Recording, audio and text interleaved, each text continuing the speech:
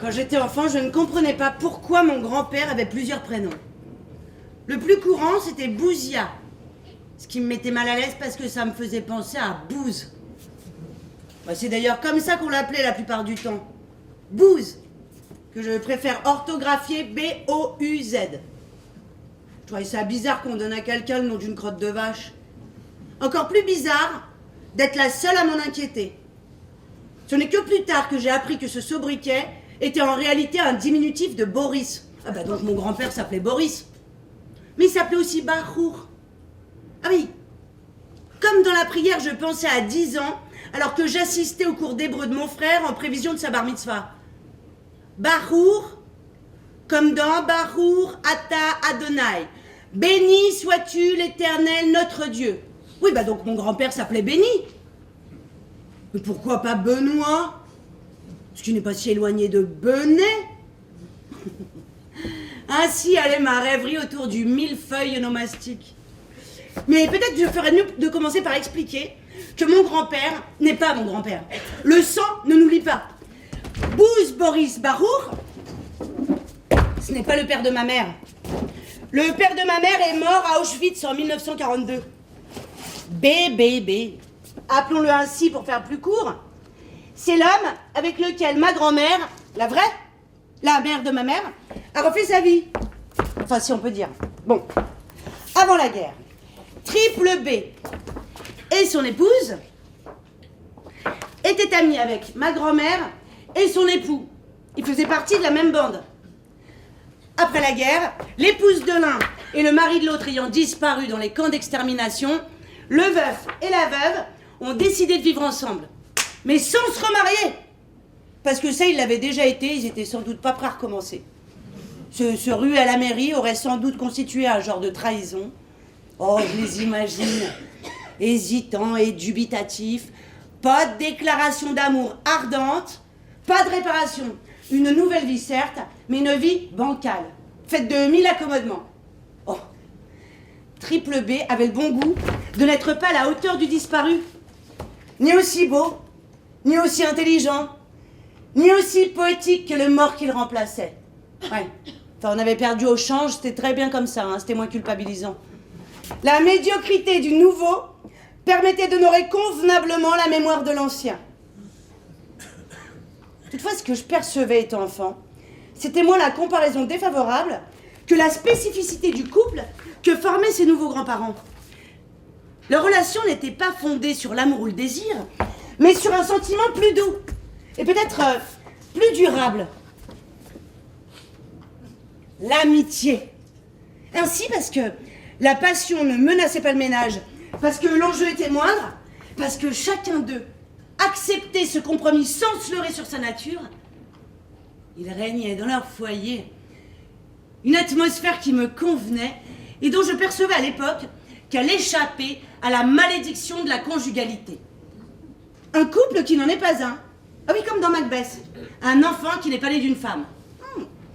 Ce genre de ruse constitue un bon moyen d'échapper à la pesanteur du destin et à l'amer sentiment d'inéluctabilité qui en découle. Ah, mon grand-père avait une 204 Peugeot vert bouteille avec des sièges en sky beige à trou-trou. Oui, enfin, peut-être je suis en train de faire la confusion entre deux véhicules. Hein. C'est comme ça que le souvenir me remonte. Avec l'odeur. Oh, une merveilleuse odeur de plastique chaud et de quelque chose d'autre de plus indéfinissable.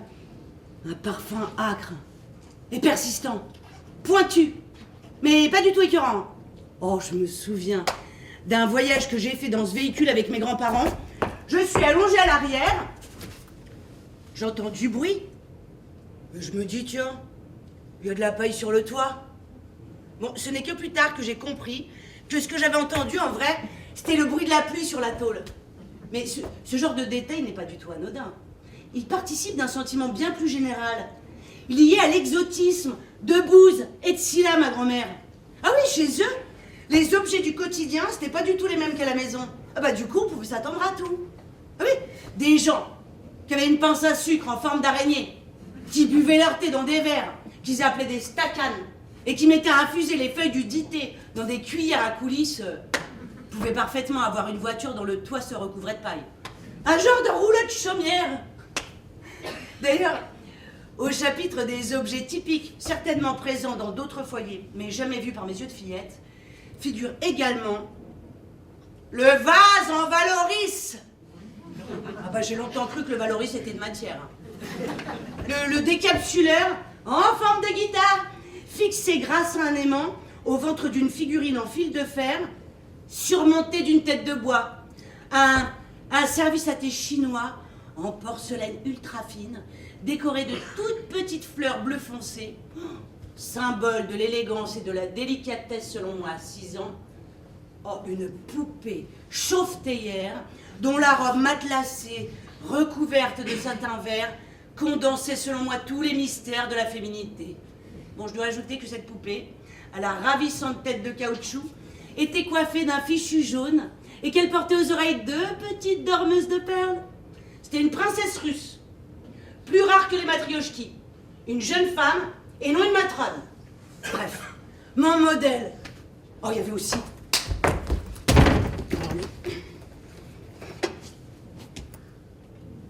un sucrier au fer blanc, peint en orange vif, avec 2 anses légères, finement gravées, et un couvercle presque en forme de téton. Oh, il y avait aussi un long couteau au bout arrondi, dont le manche en résine transparent était incrusté de picots, kaki, noir et rouille. Mais alors le clou de la collection, c'était un objet de bois dont l'utilité m'échappe aujourd'hui, décoré d'un alpiniste en relief, et comble du comble, un Edelweiss véritable. Oh, on s'ennuyait jamais chez mes grands-parents. Il y avait toujours un objet à observer, à étudier, dont il me fallait élucider la provenance, le mystère. Ah, j'étais en quête de quelque chose, d'une explication, d'une confirmation. D'où était-il? Qui était-il? Était-il russe? Était-il roumain?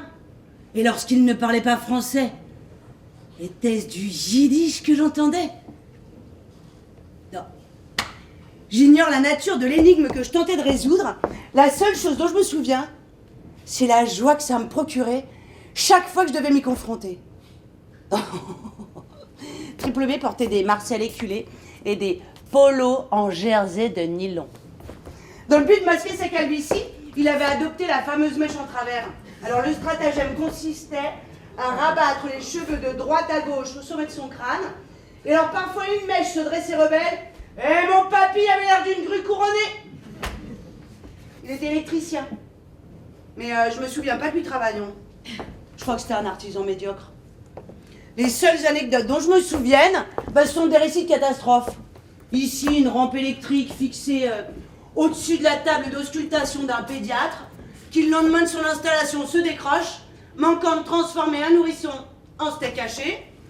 Une autre fois Bouze, qui détruit consciencieusement l'appartement des commanditaires en creusant des saignées tellement profondes dans les murs qu'elles aboutissent chez le voisin de palier. Un jour, alors que je suis en primaire, j'entends dire que mon papy a reçu des électrochocs. Bon alors, je commence par penser que c'est une pratique courante chez les électriciens. Un truc lié au métier. Mais le ton sur lequel mes parents en parlent, et le mot hôpital, prononcé avec la voix que prennent les adultes quand il s'agit du malheur, ça me fait comprendre mon erreur. C'est grave. C'est quelque chose qu'on fait aux fous, aux aliénés. Oh, j'adorais ce nom. Aliéné. J'aimais aussi camisole de force. Je me demande si mon papy a perdu la tête. J'ai peur qu'on le lobotomise. Quand je le revois quelques semaines plus tard, il est exactement comme avant. Quel effet ça fait quand son conjoint devient fou? Comment s'en rend-on compte? Bon alors on m'explique que ça n'avait rien à voir avec de la folie, que c'était juste une dépression. Mais mon papy a pas l'air triste. J'ai l'impression qu'on me cache quelque chose. 30 ans plus tard, je demande à ma mère ce qui s'est réellement passé à l'époque. Alors, elle me raconte que mon grand-père devait prendre sa retraite et qu'il ne s'en sortait pas avec les comptes. Ça faisait plusieurs années qu'il se livrait à une forme de fuite en avant, négligeant de classer les papiers, accumulant les impayés. Du coup, au moment du bilan, il a perdu les pédales. Il disait qu'il voulait se suicider. Ouais.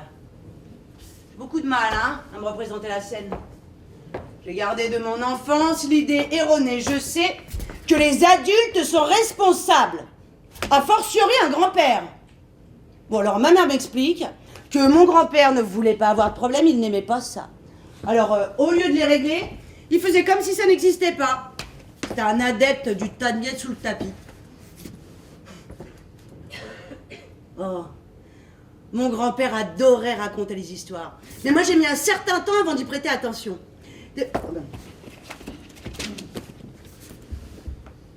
Voilà. Dans certaines cultures, ce qui permet de différencier l'aristocrate du commun, c'est l'art de porter l'habit. Dans d'autres, celui de pouvoir guérir par imposition des mains, savoir reconnaître un grand cru, savoir lire l'avenir dans des feuilles de thé. Chez nous, ce qui permet de sortir du lot, c'est l'art de raconter les histoires. Plus précisément, les histoires drôles. Chaque famille juive possède son conteur légendaire. Et chacune est persuadée que le sien est meilleur que celui des autres. C'est une compétition permanente et sournoise. Les enfants sont sensibles à la popularité des adultes. Une grande personne dévalorisée par son entourage ne pourrait compter sur le soutien des plus petits, parce que ces derniers ont le goût de la victoire et peu de scrupules. Ainsi, parce que mon grand-père agaçait ma grand-mère, dégoûtait ma grand-tante et paraissait laisser ma mère indifférente, je prenais pas la peine de l'écouter. M'intéressait pas. C'était papy-bouse et c'est tout. On pouvait lui crier dessus, on pouvait le réprimander, on pouvait lui dire « Ferme la bouche quand tu mâches !» ou encore « Moins fort !» sans qu'il en prenne ombrage, sans que ça crée de malaise. Il n'était, je le rappelle, qu'un remplaçant. Oh, j'aimais beaucoup mon grand-père. Peut-être parce qu'avec lui, justement, la filiation prenait des chemins détournés. J'aimais l'idée de pouvoir être sa petite fille sans que ma mère soit sa fille. On avait comme la possibilité de sauter une case. D'ailleurs, mes parents passaient souvent sur la platine un negro spiritual dont les paroles du refrain étaient I feel like a motherless child. Sometimes I feel like a motherless child. Ce qui signifie, parfois je me sens comme un enfant sans mère. Dès que j'ai su un peu d'anglais, j'ai traduit ces paroles pour moi-même avec une faute significative. J'entendais, Sometimes I feel like a motherless child, que je traduisais. Parfois, je me sens comme une mère sans enfant. C'était donc ça le vrai malheur. Être une mère sans enfant, un écrivain sans livre, un chanteur sans voix, un conteur sans histoire, avoir le désir et l'envergure, le talent et les dispositions, mais échouer malgré tout, par manque d'initiative, par manque de chance, ou encore par hasard. Mais dans le cas de Triple B, il me semblait que la guerre avait tordu le cou à cette malédiction. C'était pas la guerre qui l'avait fait grand-père? Oui, on pourrait bien sûr produire le raisonnement inverse en se disant que si la guerre l'avait pas séparé de sa femme, il aurait sans doute pu avoir une descendance. Mon petit doigt me dit que le couple était stérile. Je ne puis l'affirmer parce que je suis jamais vraiment sûre de rien. Je pourrais me l'avoir dit, je pourrais l'avoir déduit. J'ai beaucoup de mal à faire la différence entre mes intuitions et mes certitudes. Je vis dans un monde où les dates flottent. Désolée.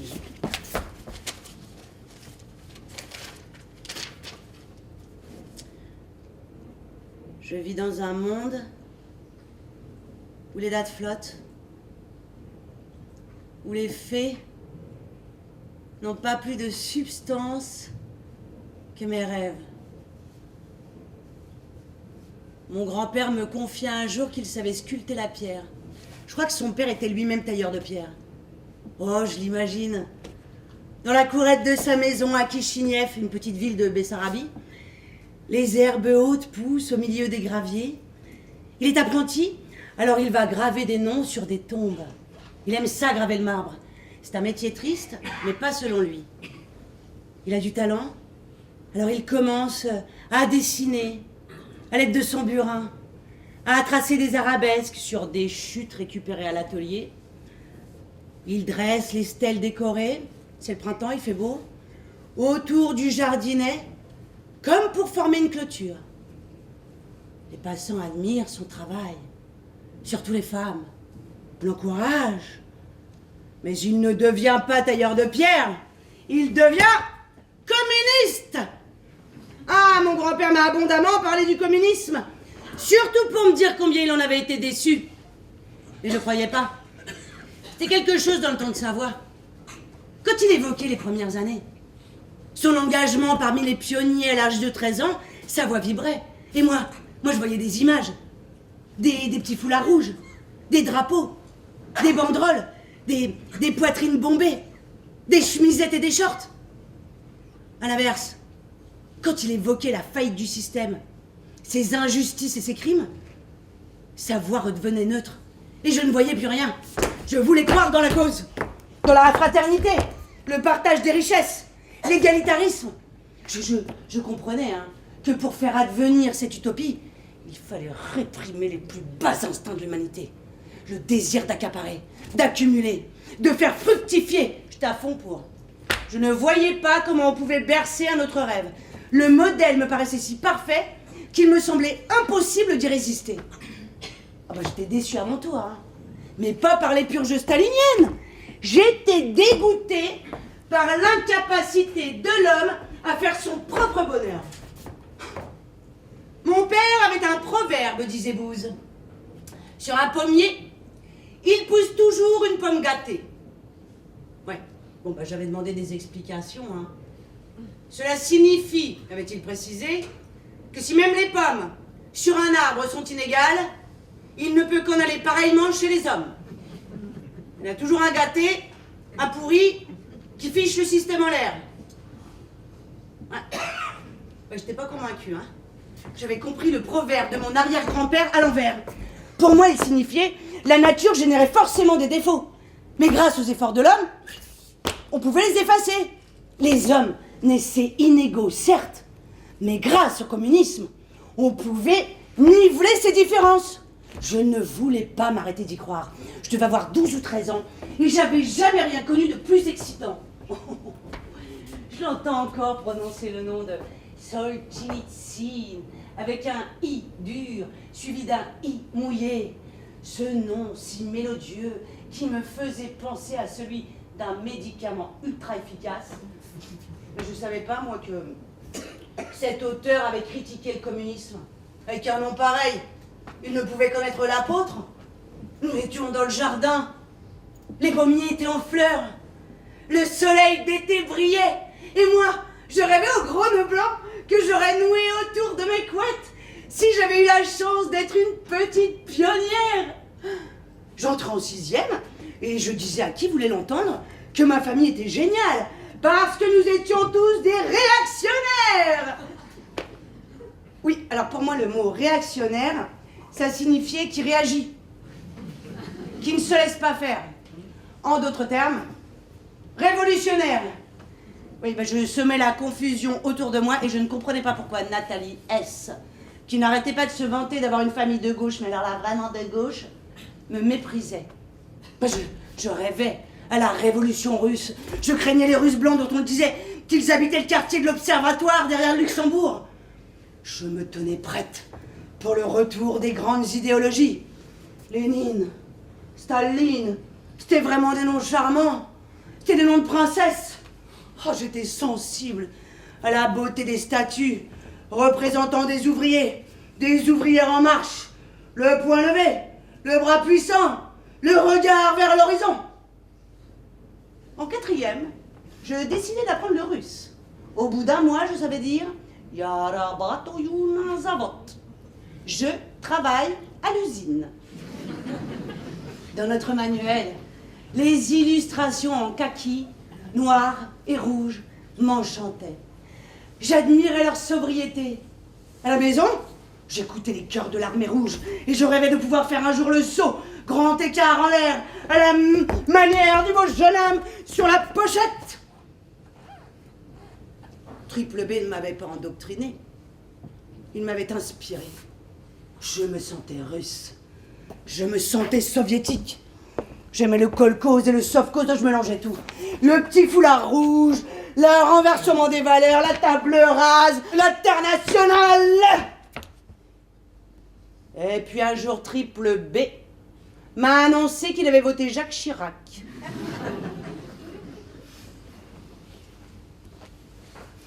Le seul président français qui ait reconnu la responsabilité de la France dans la déportation des Juifs. Bah, tu t'es fait avoir, je lui ai dit.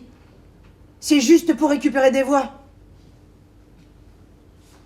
N'empêche, a-t-il répondu.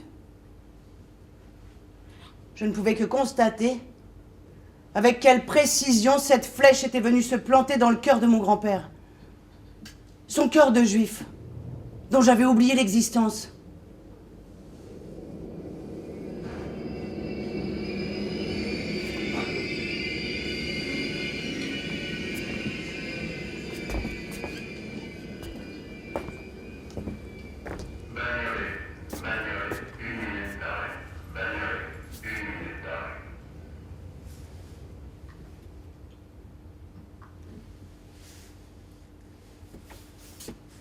Parfois, Triple B parlait roumain. C'est une langue qu'on les avait forcés à apprendre à l'école. Non mais de quel pays viens-tu, je lui demandais.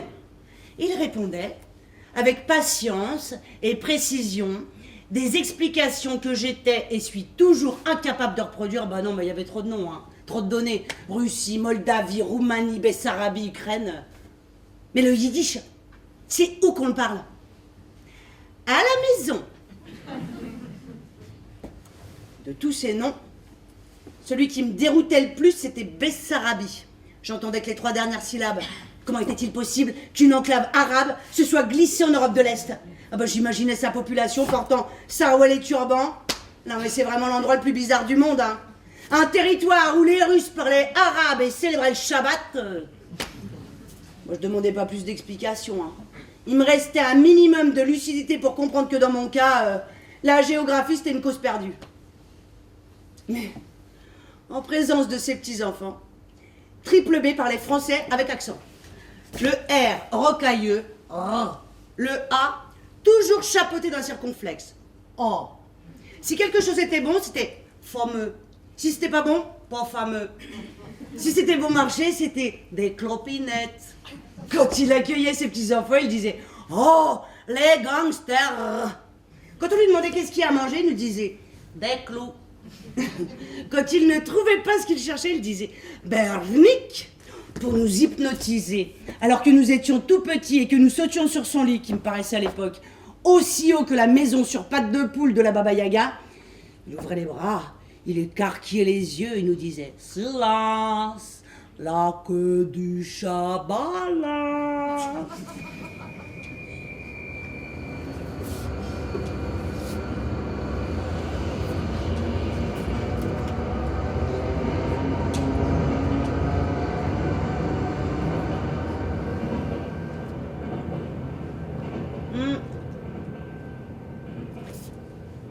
Je me souviens plus de l'année exacte durant laquelle mes grands-parents ont déménagé du petit 2 pièces sans confort mais plein de charme, qu'ils habitaient dans un vieil immeuble du 6e arrondissement, pour s'installer dans ce 2 pièces qui me paraissait immense en comparaison, avec balcon et vide ordure, dans une tour du 13e. À la suite de Triple B, nombre de ses amis sont devenus propriétaires dans cette même tour. Peut-être était-ce bon marché. Peut-être comme moi avait-il cédé à la rationalité, au luxe apparent de ses installations. Sur les boîtes aux lettres, on lisait de plus en plus de noms imprononçables, bourrés de consonnes qui se télescopaient. Les voyelles semblaient avoir péri dans un carambolage.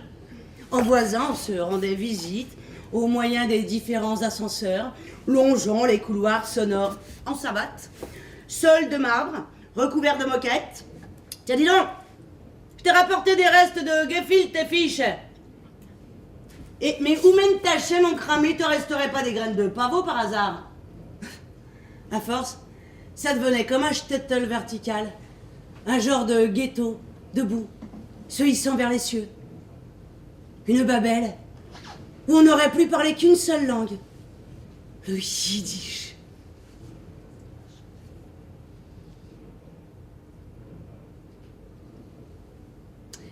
Certains des amis de Triple B avaient un chiffre tatoué à l'intérieur du poignet. Personne ne m'avait dit ce que c'était. N'en parlez pas. C'était pas tabou, c'était une évidence. Personne n'aurait pu imaginer que quiconque puisse l'ignorer, même un enfant. Bah moi de mon côté, j'osais pas demander, hein. Je sentais bien que c'était quelque chose de connu. Et puis je me méfiais de ma distraction. Ça se trouve, on me l'avait déjà dit 1000 fois, alors non. Hein. Mieux valait faire comme si de rien n'était. Et je me souviens de la première fois que j'ai vu un chiffre tatoué à l'intérieur du poignet de quelqu'un en sachant de quoi il s'agissait. C'était un documentaire à la télévision. Et je me suis dit, on peut être déporté et ne pas mourir. Non, parce qu'avant ça, moi je me disais, si mon grand-père est mort dans les camps, alors tout le monde est mort dans les camps. Non, sinon c'est trop injuste. À moins que lui non plus ne soit pas mort. Il existe dans Paris une société faisant le commerce d'air comprimé dont le sigle correspond au nom de jeune fille de ma mère. Il m'arrive de voir passer leur camion dans Paris. Quand je déchiffre l'acronyme en 5 lettres géantes sur les flancs du camion, je peux lire le nom de mon grand-père disparu. Eh ben petite, quand je voyais passer un de ces camions, je me disais, mon grand-père est revenu d'Auschwitz amnésique. Il n'a donc pas eu les moyens de retrouver sa famille. Mais comme il était très intelligent, il a réussi à fonder une société suffisamment prospère pour posséder une flottille de smirmorques. Oh, j'étais très fière de lui. Et de moi. Parce que j'avais réussi à percer le mystère et à garder le secret. 2 exploits non négligeables pour une fillette de 8 ans. J'étais heureuse de pouvoir me fabriquer une petite relation avec lui. Je sentais bien que c'était un privilège de l'avoir connu. Eh ben, c'est un privilège que sans ça, moi, j'aurais jamais connu. Hein. Grâce à l'air comprimé, je faisais partie du clan.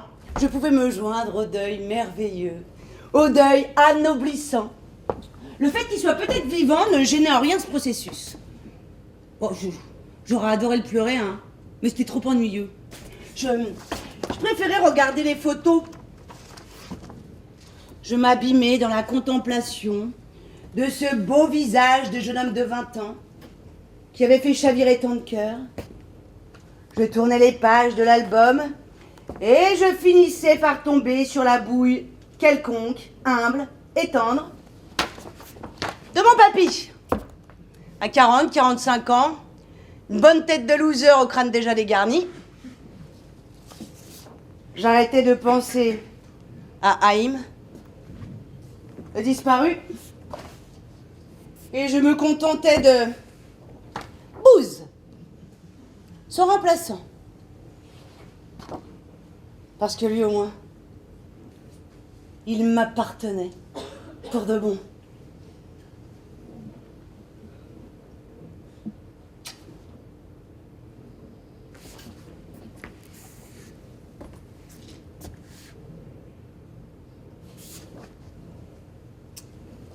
J'entendais souvent dire que le plus dur pour ma mère avait été de ne pas savoir. On m'expliquait qu'après la guerre, elle avait attendu le retour de son papa parce que personne n'avait pu lui confirmer de façon catégorique qu'il avait péri. Son nom ne figurait sur aucune liste. On savait qu'il était passé à Drancy, de là en Caen. Ensuite, on perdait sa trace. Le plus dur est de ne pas savoir, me répétait-on. Puis moi, je refusais de comprendre. Bon, au moins comme ça, là, un espoir, je pensais. C'est mieux que rien. Elle peut y rêver. Non, c'est tout le contraire, me répétait-on. L'espoir est un poison. Il empêche de passer à la suite. Le travail de deuil ne peut pas se faire.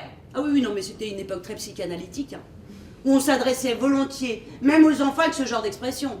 Moi, je connaissais aussi bien les aventures d'Oedipe que celles de Cendrillon. Bah, toutefois, ça m'aidait pas à accepter que ma mère eût pu souffrir du fait que la mort de son père fût incertaine. Il me semble que moi, si on m'avait laissé le choix entre ton père est mort et ton père est peut-être mort, j'aurais choisi la seconde option. Il y a 3 ans, je me suis rendue au mémorial de la Shoah rue Geoffroy-Lanier.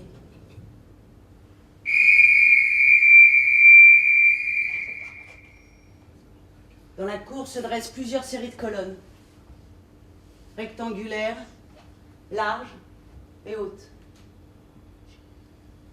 Sur la pierre sont gravés le nom des déportés assassinés par les nazis. Classés par année, par ordre alphabétique. J'ai lu les colonnes correspondant à 1942, à la recherche du nom du père de ma mère, qui commence par S.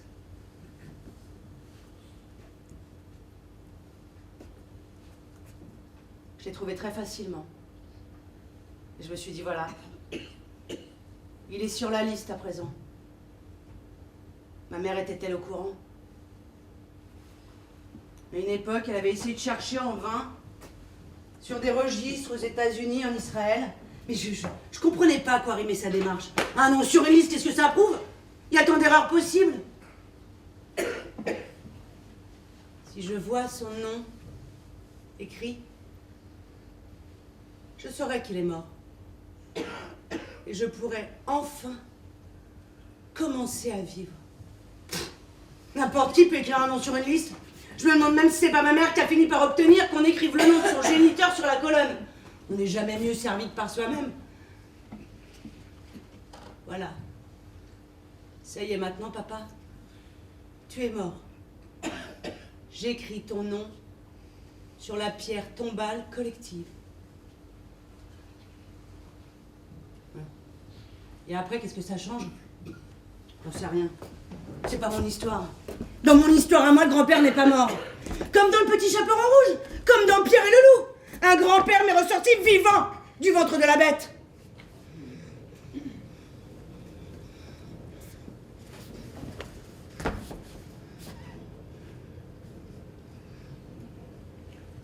Dans mon bureau, il y a beaucoup de photos. Beaucoup de cartes postales. Sur le mur, j'ai collé le portrait de Triple B. Il doit avoir 85, 90 ans. Ses rares cheveux sont bien taillés sur les côtés. Il porte la barbe. Une barbe mi-longue, une barbe de sage. Il regarde l'objectif avec candeur et placidité. Cette image ne laisse personne indifférent. Les gens me demandent qui c'est là sur la photo. C'est mon grand-père, je dis avec fierté.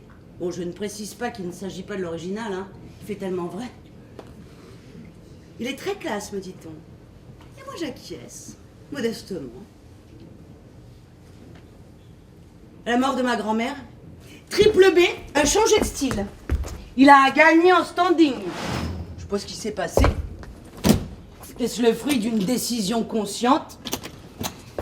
Il s'est mis à porter le costume, à dépenser d'importantes sommes d'argent, à revendiquer avec panache ses origines slaves. Il ressemblait de plus en plus aux fameux Russes blancs, ceux qui m'effrayaient et me fascinaient quand j'étais enfant. 4 fois par semaine, il se rendait au club, qu'il prononçait club, pour retrouver des partenaires de bridge. Des gens très bien, des altesses, les gratins. Toutes les femmes étaient amoureuses de lui, ce qui créa à plusieurs reprises des conflits. Or, des conflits inextricables. Ces nouvelles fréquentations n'avaient plus rien à voir avec les vieillards yiddishophones qui arpentaient les couloirs de la tour en savate. D'ailleurs, fait étrange, ces derniers étaient tous morts, à très peu d'années d'intervalle, comme emportés par une vague unique. Les bridgers étaient goy, ils étaient français, ils avaient eu des châteaux par-ci, des propriétés par-là. Pour eux, Triple B était Boris, un descendant de la 3e cousine par alliance du Tsarevitch ou presque.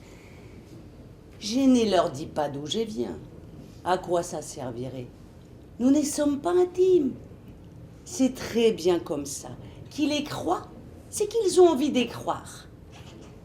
Il arrivait aussi qu'ils organisent entre eux des soirées en ville. Oh, je les imagine, foulard de soie, souliers fins, fourrure et alpaga. Il m'est arrivé de penser que chacun d'eux jouait un rôle. De même que Booz, le juif moldave et communiste, devenait pour leur plaire Boris, l'aristocrate nostalgique de la Grande Russie. Chacun d'eux endossait une personnalité qui n'était pas la sienne. La baronne Tourangelle avait été une ancienne employée des postes originaire du Perche. Le vicomte alsacien, un fils d'immigrés italiens. Le propriétaire de Haras normand avait tenu une boucherie chevaline au marché des Batignolles. Chacun arrivait armé de sa nouvelle vie. Sans femme pour dénigrer, sans mari pour démentir. À plus de 70 ans, ils avaient enfin la possibilité de se réinventer. Triple B avait gagné en assurance. Il avait l'occasion de nous le prouver chaque année au mois de janvier, lors d'une soirée de gala durant laquelle il invitait tous les membres de la famille afin de célébrer la mémoire de Tsila, ma grand-mère. Alors les soirées se passaient dans un restaurant russe, chez Dominique, rue Bréa, ou chez Douchka, rue du Pont-aux-Choux. On dégustait du caviar arrosé de vodka, des perochki, de merveilleux desserts aux fruits noirs et la crème fouettée. Lui qui n'avait jamais eu de descendance, il invitait ses petits-enfants, leurs enfants, leurs parents, leurs cousins, leurs cousines, leurs oncles, leurs tantes. Parfois nous étions 12, mais il arrivait que nous soyons 30. Et quelle que soit la formule, Triple B se montrait merveilleusement généreux.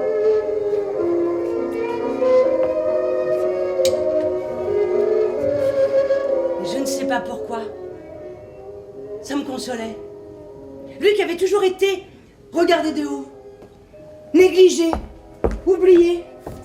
Cet homme, sans qualité, merveilleux en rien, apte à pas grand-chose, il s'était réservé pour un dernier acte en secret dont personne n'aurait pu soupçonner le faste. Une dimension nouvelle était éclose au moment du final. Un final flamboyant. Un final de flambeur. J'ai adoré chacune de ces soirées. Je sais pas combien il y en a eu. 3, peut-être 4. Et puis, elles se sont arrêtées. Parce que Booz était trop fatigué. Parce que l'argent manquait.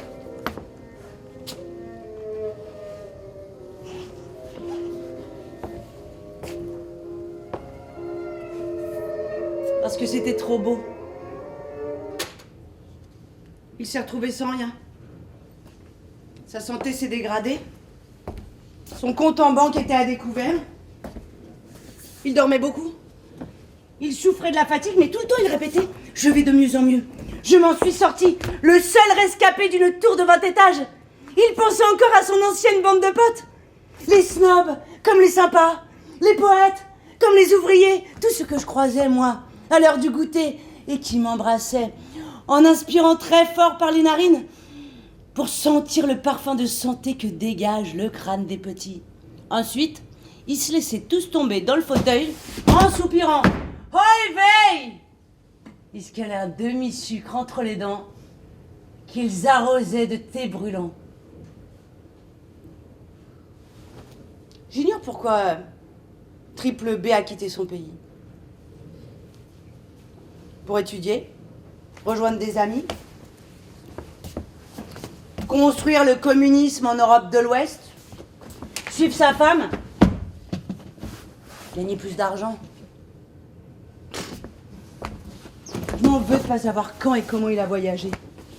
Je voudrais qu'il existe un livre sur mon grand-père où chaque détail serait répertorié. J'adorerais lire ce livre. Mais studio, c'est à moi de l'écrire. N'importe qui à ma place fonctionnerait de manière rationnelle. en menant une enquête. Il suffirait que j'interroge ma mère. Mais je m'y refuse. Je préfère inventer. Si j'essaie de me concentrer sur l'immigration de Triple B, c'est l'amitié, la fraternité qui me viennent à l'esprit. Oh, je le vois suivant les traces de son frère aîné. Je le vois marchant parmi ses amis. Ils ont des pulls en col V, de gros godillots, ils ont les cheveux en bataille. Ils passent leur temps à chercher de bons endroits pour faire de la barque. Ils sont très communistes et presque plus du tout juifs. Ils sont russes, mais ils vont devenir bientôt plus parigots que la plupart des habitants de la capitale. Leur maîtrise de l'argot est impressionnante, mais ils gardent leur accent. C'est tout. Ah non, ces dernières semaines, alors que je cherchais des anecdotes, des détails sur la vie de Triple B, je n'ai cessé de me confronter à son nom de famille.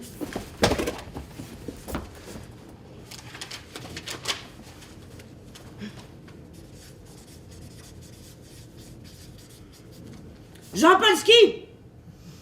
Quand j'étais petite, j'entendais Jean-Paul Ski. Oh là, quelle rigolade. J'adorais ce nom. Peut-être parce que j'aimais bien le ski. Non, peut-être c'était le contraire. Bon, mon grand-père précisait parfois Jean-Paul Ski en roumain. Ça donnait Jean-Paul Chaud. Ah bah donc mon grand-père s'appelait aussi Jean-Paul Chaud. Ouais, assemblage de sons plus opaques que je ne pensais pas à l'époque à découper en Jean-Paul Chaud.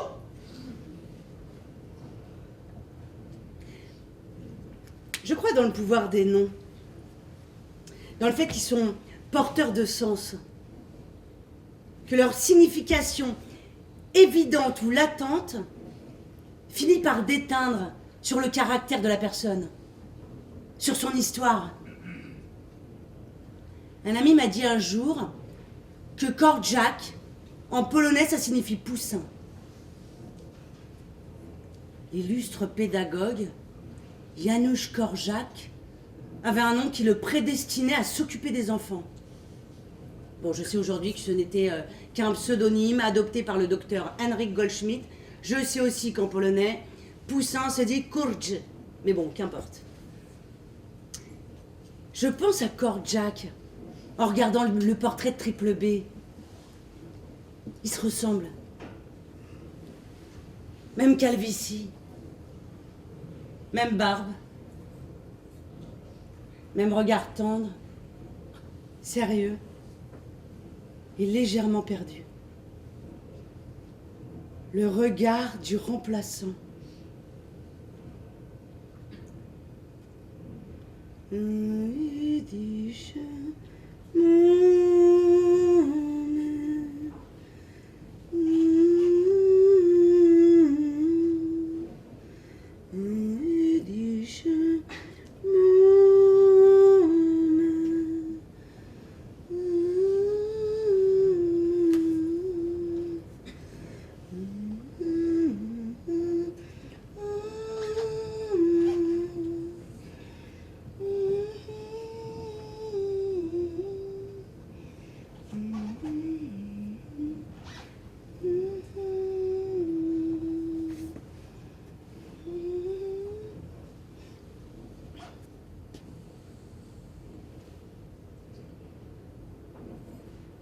Je me sens jamais vraiment à l'aise dans les musées.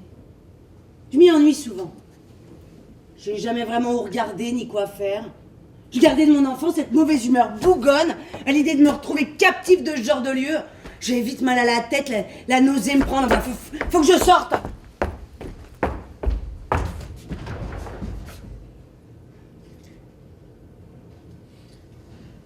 Mais une fois, au musée des combattants du ghetto de Varsovie, qui se trouve en Israël, j'ai éprouvé le sentiment inverse. J'étais entrée dans une salle entièrement dédiée à la vie et à l'œuvre de Janusz Korczak, qui dirigea plusieurs orphelinats, dont celui du ghetto de Varsovie. Je me suis assise par terre et je me suis dit, je pourrais rester là des heures. C'est ma place. J'avais l'impression que j'allais être informée de quelque chose d'infiniment important pour moi. J'ai regardé des photos, j'ai lu des textes, il était également écrivain. J'ai vu un documentaire sur sa vie. J'avais l'impression de le connaître. C'était comme un jour de retrouvailles. Émue et fébrile, je me sentais prête pour la révélation. Mais cet idiot, Korjak est mort en 1942. Je ne l'ai jamais connu, il ne faisait pas partie de ma famille. À la fin de la visite, pour me pardonner de n'avoir rien compris de cette histoire, et pour me consoler de n'en rien retenir, je me suis promis d'écrire un livre sur lui. Mais alors c'est encore plus idiot parce que les livres n'obéissent jamais à leur auteur. On croit inventer un héros, et voilà qu'un personnage secondaire brigue le premier plan. Ben oui, dans la salle c'était déjà l'autre que je pensais. Le visage de Triple B m'est apparu, et je n'ai eu d'autre choix que d'écrire sur sa vie à lui. Lui sur qui j'ai très peu d'informations. Lui dont j'ai très peu de photos. Lui que personne ne connaît et dont tout le monde se fiche. Je voulais écrire sur un homme exemplaire. Et voilà que je m'attachais à un exemplaire d'homme. On croit inventer un héros. Et voilà qu'il a la tête de votre voisin de palier. J'écris toujours l'histoire d'à côté. Jamais celle que j'avais prévue.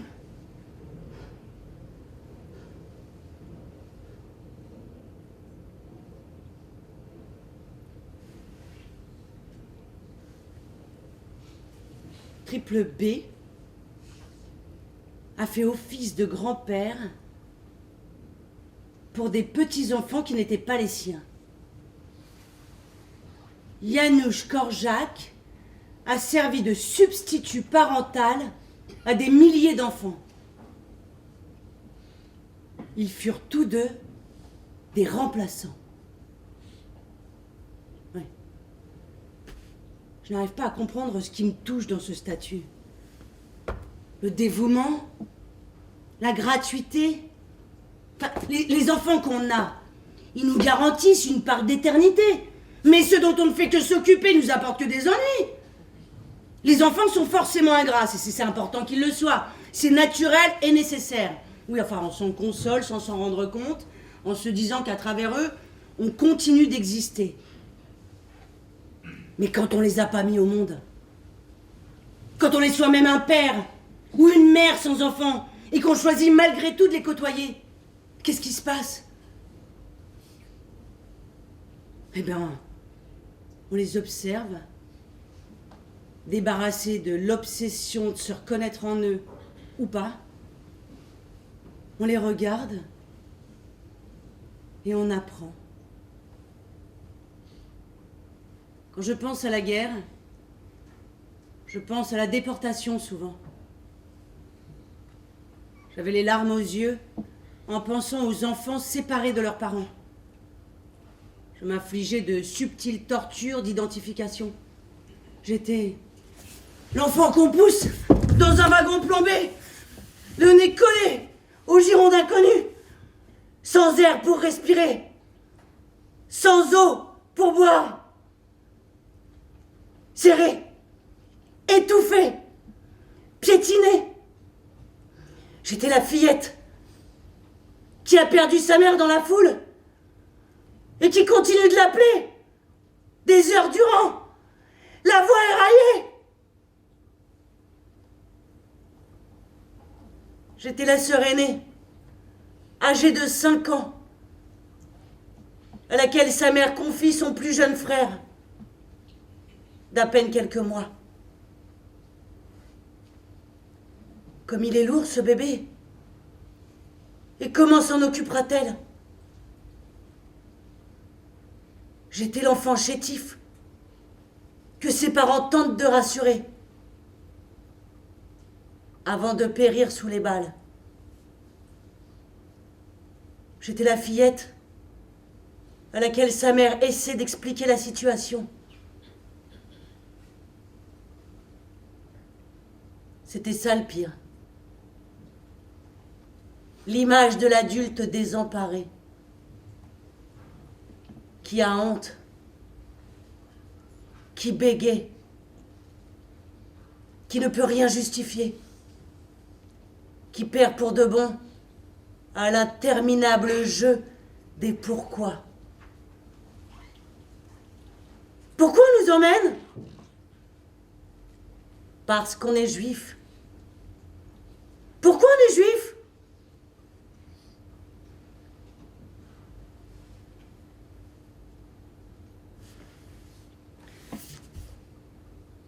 Nous sommes pratiquement incapables de comprendre ce dont nous n'avons pas fait l'expérience personnelle. Et c'est à mon avis ce handicap qui constitue l'une des sources les plus évidentes de la barbarie.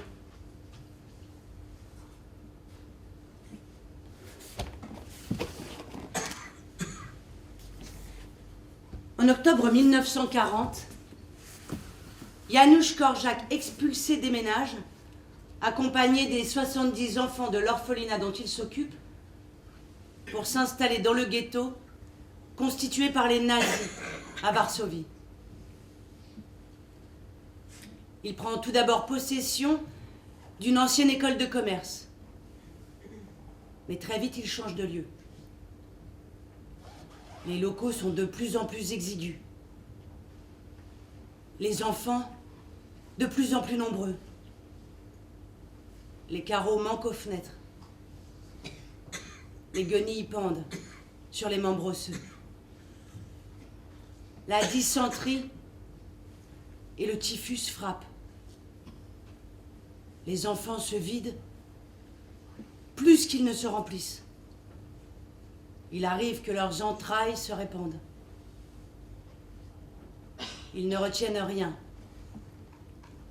Ils n'en ont plus la force. Ils meurent. Pour ceux qui subsistent, il faut chaque jour trouver à manger. Inventer de la nourriture à partir de rien, ou presque. Avec les mêmes ingrédients, on fabrique des galettes, des soupes, des bouillies. Mais tout a le même goût. Fade. Alors, on s'efforce de varier les formes, les consistances. Dans le journal qu'il tient quotidiennement, Korczak évoque, comme à son habitude, des questions pragmatiques. Il établit ce qu'il appelle un plan de travail qui s'articule ainsi. Primo, s'occuper du chauffage. Pour faire mourir un enfant de faim, il faut tout de même une quinzaine de jours. Pour le geler, quelques heures suffisent. Secondo, s'occuper du personnel. On le voit consulter un registre intitulé « Mouvement d'enfants ». Ils sont répertoriés, les noms, les prénoms, les dates de naissance,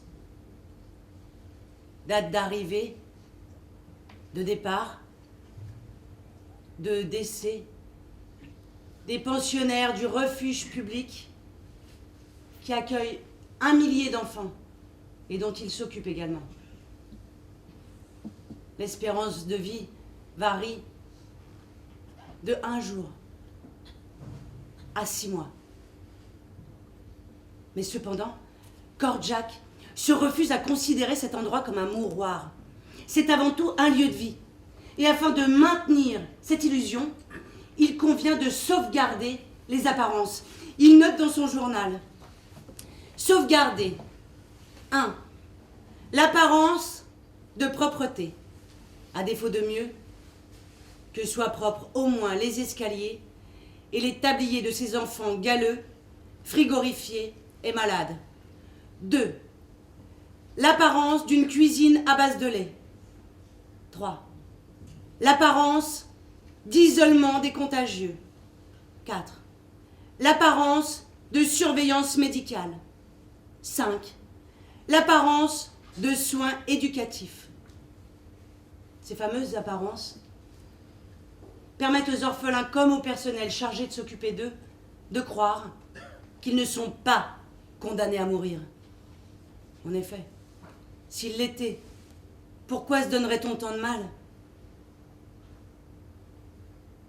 Ce n'est ni un mensonge, ni une duperie. Il n'y a rien de superficiel dans ces apparences. Nous aimons tous croire que nous ne mourrons jamais. Même en temps de paix, nous tentons par 1000 réconforts d'oublier l'issue fatale. Chaque jour, nous rééditons l'exploit d'une imbécilité heureuse qui consiste à nous croire éternels. L'idée de notre fin est comme nimbée de brume. Elle se soustrait à notre regard. Elle nous échappe. Elle glisse. Et nous gagnons de l'argent. Et nous faisons le ménage. Et nous cultivons le corps et l'esprit. Comme si le progrès permanent pouvait nous sauver de la destruction. Mais dans le ghetto, la mort est rapide, certaine, voyante. Comme il n'y a pas de cimetière, les cadavres gisent, à ciel ouvert, plusieurs jours, plusieurs semaines, attendant d'être embarqués sur des charrettes à destination d'un charnier. Il est alors plus difficile que jamais de détourner le regard, de faire comme si. Quand Jack écrit de très belles pages à propos d'un bébé mort enveloppé dans du papier.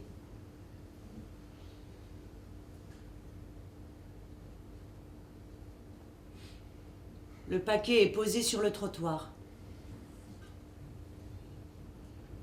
Quand Jack l'observe longuement, et il se demande pourquoi la mère a laissé dépasser les pieds de son bébé. Il y avait vraisemblablement assez de feuilles pour emballer le petit corps de façon efficace. Il en conclut que cette imperfection est délibérée. La mère a choisi de laisser dépasser les pieds de son bébé parce que non seulement il n'aura plus jamais froid, mais pour que les passants puissent savoir que ce ballot n'est pas un déchet. Il n'est pas un vulgaire tas d'ordures que l'on peut piétiner ou fouiller à la recherche d'un morceau de pain oublié. Ceci est un humain, disent les minuscules orteils. Et quand Jack voit dans cette ultime attention de la mère à son enfant un concentré de respect et de tendresse, il sait que ce qui compte dans les pires moments ne se réduit pas à ce que l'on considère normalement comme le nécessaire. Quand on n'a plus à boire, ni à manger, quand on ne dort plus, quand le jour se fond dans la nuit, il reste encore les histoires, les spectacles, les cérémonies, ce que beaucoup considèrent comme superflu, mais qui signent cependant notre appartenance à l'humanité aussi clairement que les 10 doigts de pied du bébé de papier.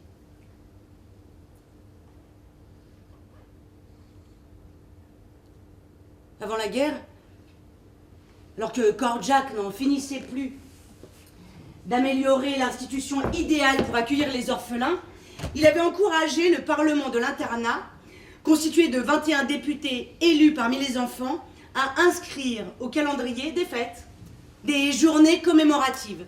Le 22 décembre, on ne se lève pas. Le 22 juin, on ne se couche pas. La journée des premières neiges. La journée de la saleté, on ne se lave pas. La journée des cuisines, on récompense l'intendante et ceux qui ont assuré les repas. Eh bien, pendant la guerre, Korjak met un point d'honneur à perpétuer cette tradition. Il insiste pour que chaque moment de réjouissance soit saisi. Il ne renonce pas au théâtre, la musique, les histoires pour les enfants demeurent.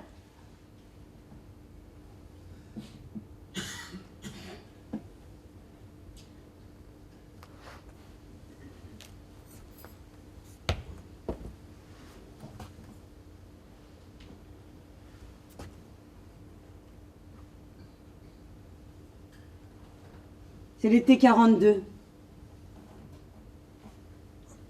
Les nazis vident le ghetto dans lequel ils ont enfermé les juifs de la ville. 4 à 6 000 personnes sont évacuées chaque jour, à destination des camps de la mort. Le 6 août, c'est le tour de la maison des orphelins. On propose à Korczak de s'enfuir, mais il refuse. Il choisit de rester auprès de la centaine d'enfants qui lui restent, et des 10 adultes chargés de s'occuper d'eux. Il sait ce qu'il attend. Les enfants aussi le savent, à leur manière. Mais jusqu'au bout, ils chantent. Jusqu'à l'entrée des wagons plombés, on leur raconte des histoires. On leur raconte des histoires. Il est fâcheux qu'en français, ce terme signifie également mentir. Il ne s'agit pas de faire croire aux enfants qu'ils sont en route vers un pays merveilleux où les bonbons pousseraient accrochés aux branches des arbres. Ils ne seraient pas dupes, et Korczak le sait mieux que quiconque. On leur raconte des histoires, parce que même parqués comme des bêtes, même au seuil de l'abattoir, on demeure des humains. C'est une forme de résistance inefficace et sublime, qui ne permet pas de sauver sa peau, mais qui permet, une fois de plus, de sauver les apparences. Les nazis nous voient comme des cancrelats, comme des monstres infestés de vermine, comme des sous-hommes, comme des parasites qu'il convient d'exterminer afin de préserver les récoltes saines. Et nous chantons, nous disons des vers, nous récitons la divine comédie, des fables, des comptines. Ça ne sert à rien. On meurt quand même. L'art ne sert à rien. On meurt toujours. Mais l'image reste. L'image d'un convoi d'enfants qui chantent en allant vers la mort.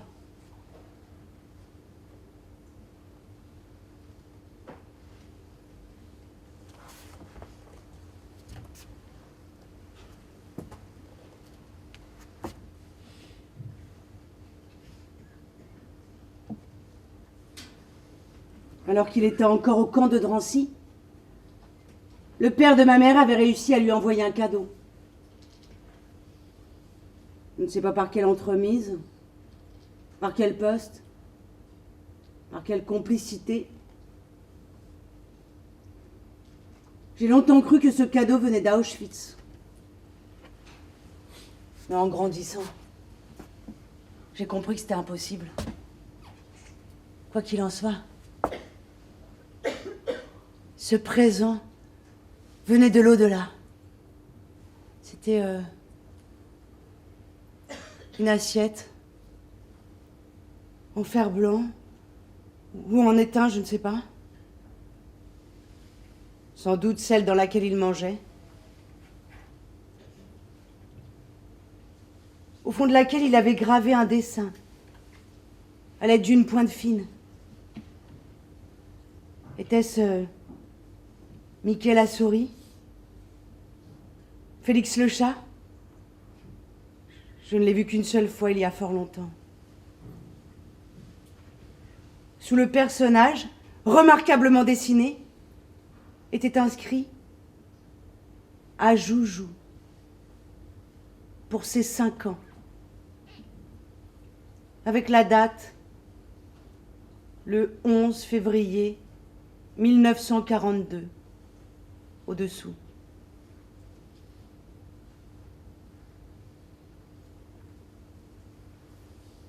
Après ça, mon grand-père a bu sa soupe dans un gobelet ou dans ses mains, je ne sais pas. Il avait pensé à sa petite fille, à ses boucles blondes, à ses yeux verts, à ses petites joues rebondies, à son merveilleux bébé. Il s'était demandé comment lui faire plaisir avec rien. On ne peut pas regarder cette assiette Elle a un pouvoir infini. On la sort de l'armoire et on pleure.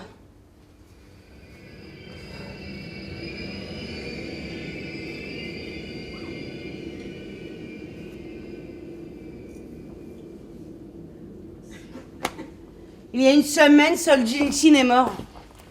J'ai lu son portrait dans différents journaux, l'histoire de sa vie, l'histoire de ses livres. J'ai vu des photos particulièrement saugrenues. Sur une, il fait du tennis en sandalettes. Sur une autre, il reçoit la visite de Vladimir Poutine, auquel il tourne ostensiblement le dos. Il a une tête d'œuf. Il porte la barbe. Parfois, on dirait un gibbon empaillé. J'aime beaucoup sa façon très sport de rentrer sa chemise dans son pantalon pendant sa période américaine.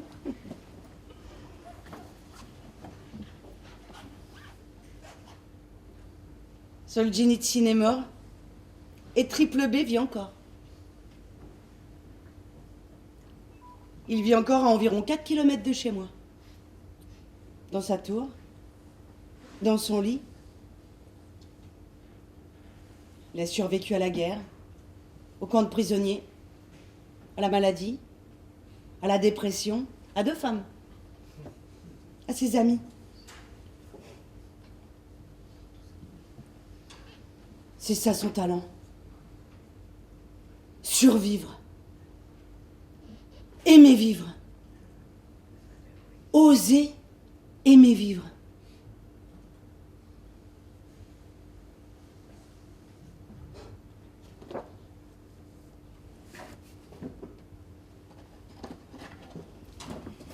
Il somnole dans le jour qui tombe.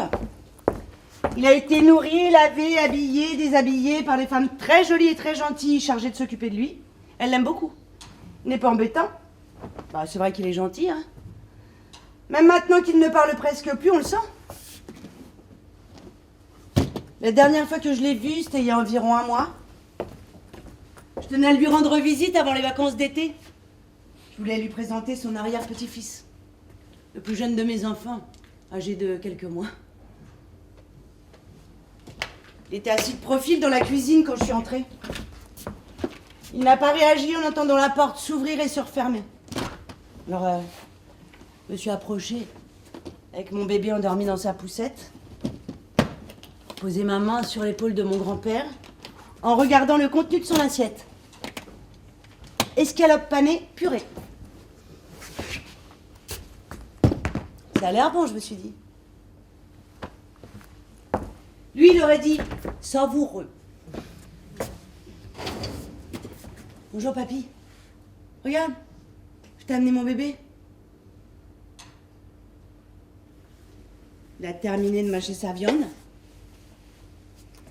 Il a reposé sa fourchette en tremblant. Il a relevé les yeux. Et puis très lentement, comme avec une sorte de désintérêt, il a tourné la tête vers mon enfant. J'avais l'impression qu'il ne le voyait pas. Son regard était comme inhabité. Il était très ralenti par rapport à la dernière fois que je l'avais vu. Mais j'étais contente, hein. Il était assis. Là, ces derniers temps, il vivait couché. Et je sentais la difficulté inhérente à chacun de ses gestes et la concentration qu'il lui fallait pour les accomplir. Ma mère et la dame chargée de s'occuper de lui discutaient dans le couloir. Moi, je suis toujours très bien. Et toujours content. J'ai retiré ma main de l'épaule de mon grand-père. Je me suis tournée vers mon enfant, les joues aplaties par l'attraction terrestre, le corps tout entier abandonné à la gravité. Triple B a recommencé à manger avec une application remarquable. Je lui ai tendu la serviette qu'il réclamait en grognant. Il s'est essuyé la bouche. Quand il a eu terminé son assiette, il a lancé un doux brame sur l'air d'une phrase ordinaire. C'est comme les tentatives de prise de parole de mon fils, mélange de sérieux et d'insouciance, de concentration et d'absence de peur du ridicule qui accompagnent ces longs moments de conférence en charabia. Triple B regardait droit devant lui. droit vers le mur. Et dans le haut de sa tessiture, sur le même ton qu'il prenait autrefois quand il voulait faire une blague, il a dit « Eh bien, elle n'est pas bien causant.